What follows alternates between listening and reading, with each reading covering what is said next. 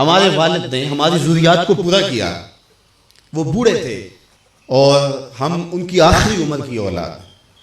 اور وہ بڑے مشکل لمحے تھے جس طرح انہوں نے ہمیں پالا ہے، اگر وہ گھڑیاں ہمیں یاد آئیں تو کلیجہ منہ کو آتا ہے، لیکن انہوں نے ہمیں اس کے باوجود بھی رزق حلال دیا، مشکوک رزق سے بھی ہمیں بچایا انہوں نے، بلکہ ایک مشکوک سے آگے بھی درجہ ہے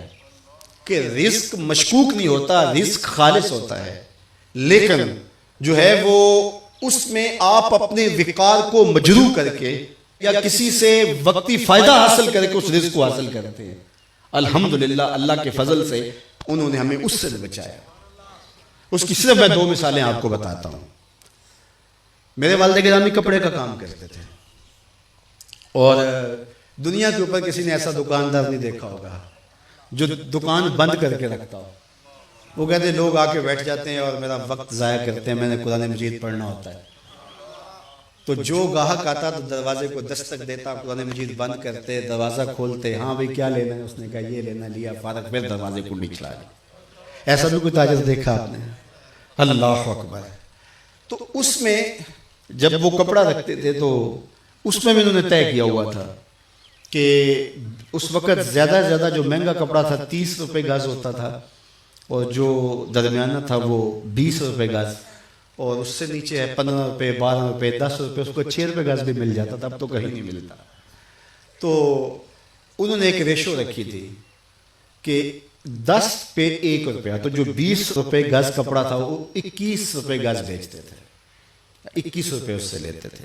اور جو 30 روپے فی گز کا ہوتا تھا اس سے جو ہے وہ 31.5 لیتے تھے، وہ باقاعدہ اوپر لکھا ہوا ہوتا تھا۔ اب مجھے بتاؤ اس ریشو سے اپنے خاندان کی پرورش کرنا اور اتنی گراں ذمہ داریاں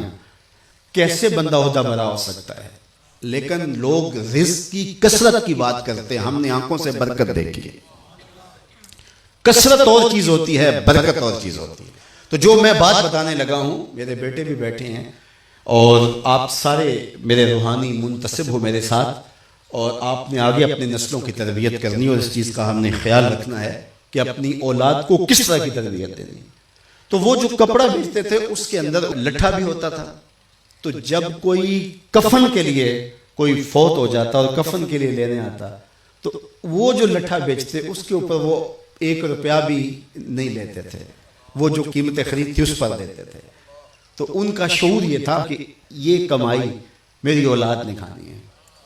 تو میں ان کی تربیت کر رہا ہوں، تو یہ بھی پیسے ان کی تربیت میں نہیں لگنے چاہیے۔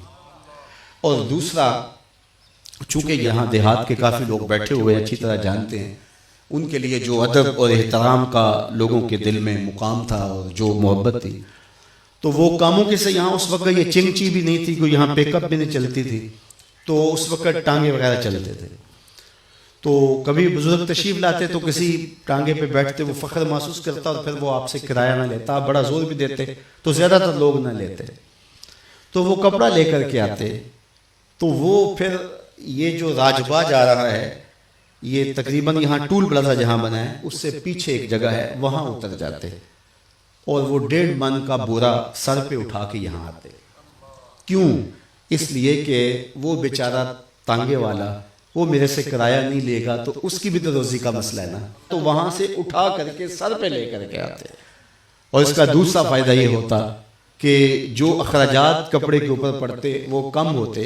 اور وہ خود اپنے اوپر لے لیتے تاکہ گاہک کے اوپر یہ بوجھ نہ آنے پائے۔ یہ ہے ان کی تربیت کا رنگ۔ تو یہ بات ذہن میں رکھیے گا کہ اپنی اولاد کے لیے سال رزق کے لیے کوشاں رہنا اور اس کے لیے محنت کرنا اور شعوری جد و جہد اور شعوری محنت میں لگے رہنا۔ اللہ تعالیٰ کی توفیق سے انہوں نے ہماری جو سال تربیت کی، آج اس کا نتیجہ آپ کے سامنے ہے کہ یہ پورے ملک میں، پوری دنیا میں جو فیضان اور جو نور کتاب رحمت کا پھیلا ہے، یہ ان کا دیا ہوا سبق ہے جو ہم نے کوشش کی کہ اس کو یاد کریں۔